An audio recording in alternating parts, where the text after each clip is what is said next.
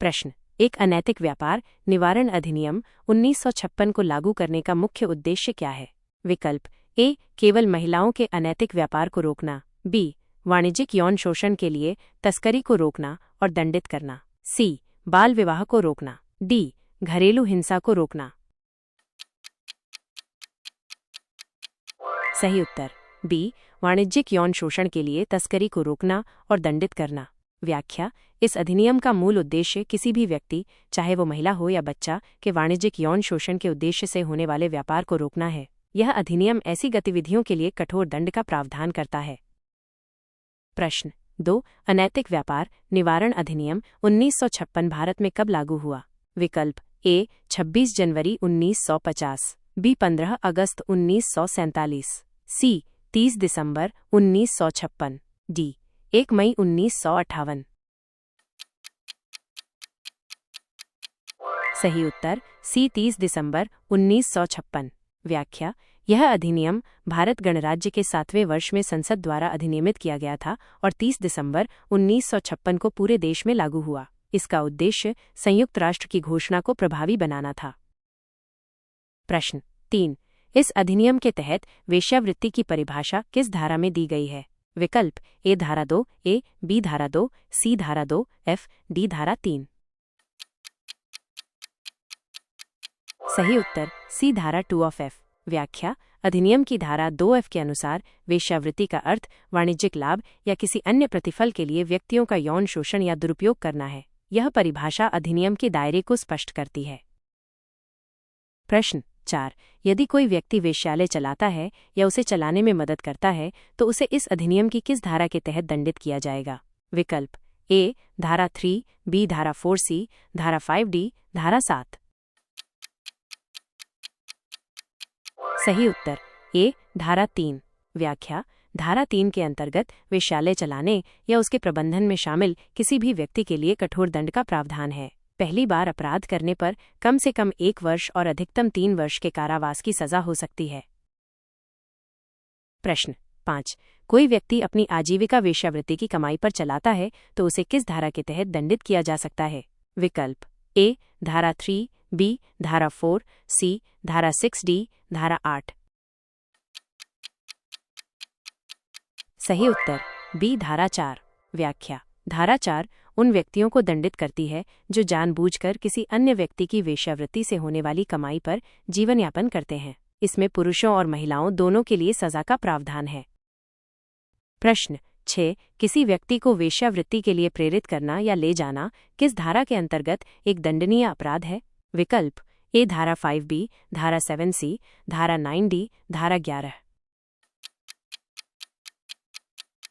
सही उत्तर ए धारा 5। व्याख्या। धारा 5 के अनुसार किसी व्यक्ति को वेश्यावृत्ति के उद्देश्य से खरीदना, भर्ती करना या फुसलाकर ले जाना एक गंभीर अपराध है। इसके लिए 7 साल तक के कठोर कारावास की सजा हो सकती है। प्रश्न 7। यदि कोई व्यक्ति किसी महिला या लड़की को उसकी सहमति के बिना वेश्यावृत्ति के लिए हिरासत में रखता है तो यह किस धारा के तहत अपराध है?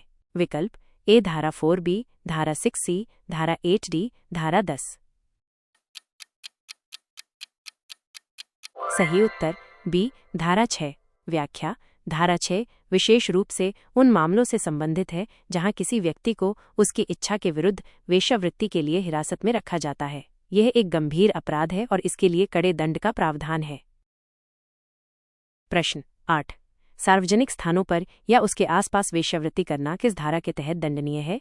विकल्प ए धारा 5B, धारा 7C, धारा 8D, धारा 9। सही उत्तर बी धारा 7। व्याख्या।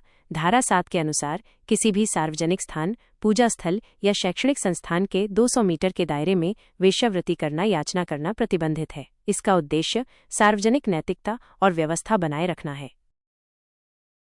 प्रश्न 9। सार्वजनिक स्थानों पर अश्लील इशारों या शब्दों से किसी व्यक्ति को वेश्यावृत्ति के लिए आकर्षित करना किस धारा में अपराध है? विकल्प ए धारा 7B, धारा 8C, धारा 10D, धारा 12। सही उत्तर बी धारा 8। व्याख्या। धारा 8 उन लोगों को दंडित करती है जो सार्वजनिक स्थानों पर बोलकर, गाकर या अश्लील इशारे करके वेश्यावृत्ति के लिए ग्राहकों को आकर्षित करने का प्रयास करते हैं। इसका उद्देश्य सार्वजनिक शालीनता को बनाए रखना है। प्रश्न 10 अनैतिक व्यापार निवारण अधिनियम 1956 के तहत अपराधों की सुनवाई कौन सा न्यायालय कर सकता है? विकल्प ए केवल सत्र न्यायालय, बी केवल उच्च न्यायालय, सी मेट्रोपॉलिटन मजिस्ट्रेट या प्रथम श्रेणी का न्यायिक मजिस्ट्रेट, डी केवल जिला मजिस्ट्रेट। सही उत्तर सी मेट्रोपॉलिटन मजिस्ट्रेट या प्रथम श्रेणी का न्यायिक मजिस्ट्रेट। व्याख्या इस अधिनियम की धारा 22 के अनुसार इन अपराधों की सुनवाई के लिए विशेष अदालतें स्थापित करने का प्रावधान है, लेकिन सामान्यतः मेट्रोपॉलिटन मजिस्ट्रेट या प्रथम श्रेणी के न्यायिक मजिस्ट्रेट द्वारा इनकी सुनवाई की जाती है। प्रश्न 11 इस अधिनियम के तहत विशेष पुलिस अधिकारी की नियुक्ति कौन करता है? विकल्प ए राज्य सरकार या केंद्र सरकार, बी भारत के मुख्य न्यायाधीश, सी राष्ट्रपति, डी पुलिस महानिदेशक। सही उत्तर ए राज्य सरकार या केंद्र सरकार। व्याख्या धारा 13 के अनुसार राज्य सरकार या केंद्र सरकार इस अधिनियम के प्रावधानों को प्रभावी ढंग से लागू करने के लिए विशेष पुलिस अधिकारियों की नियुक्ति करती है। ये अधिकारी आमतौर पर पुलिस निरीक्षक के पद से नीचे के नहीं होते हैं। प्रश्न 12 क्या कोई विशेष पुलिस अधिकारी बिना वारंट के किसी परिसर की तलाशी ले सकता है? विकल्प ए नहीं, कभी नहीं, बी हाँ यदि उसके पास यह विश्वास करने का कारण है कि अपराध किया जा रहा है, सी केवल मजिस्ट्रेट की उपस्थिति में, डी केवल दिन के समय। सही उत्तर बी हाँ यदि उसके पास यह विश्वास करने का कारण है कि अपराध किया जा रहा है। व्याख्या धारा 15 विशेष पुलिस अधिकारी को यह शक्ति देती है कि यदि उसे विश्वसनीय जानकारी मिलती है कि किसी स्थान पर इस अधिनियम के तहत अपराध हो रहा है तो वह बिना वारंट के भी तलाशी ले सकता है। प्रश्न 13 बचाई गई महिलाओं और लड़कियों को कहाँ रखा जाता है? विकल्प ए सामान्य जेल में, बी पुलिस स्टेशन में, सी सुरक्षा गृह प्रोटेक्टिव होम में, डी केवल उनके परिवार के साथ। सही उत्तर सी सुरक्षा गृह प्रोटेक्टिव होम में।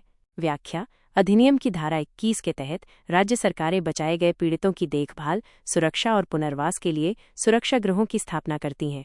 यहां उन्हें व्यावसायिक प्रशिक्षण भी दिया जाता है। प्रश्न 14 अनैतिक व्यापार निवारण अधिनियम 1956 में बच्चा चाइल्ड से क्या तात्पर्य है? विकल्प ए वह व्यक्ति जिसने 18 वर्ष की आयु पूरी नहीं की है, बी वह व्यक्ति जिसने 16 वर्ष की आयु पूरी नहीं की है, सी वह व्यक्ति जिसने 14 वर्ष की आयु पूरी नहीं की है, डी वह व्यक्ति जिसने 21 वर्ष की आयु पूरी नहीं की है। सही उत्तर बी वह व्यक्ति जिसने 16 वर्ष की आयु पूरी नहीं की है।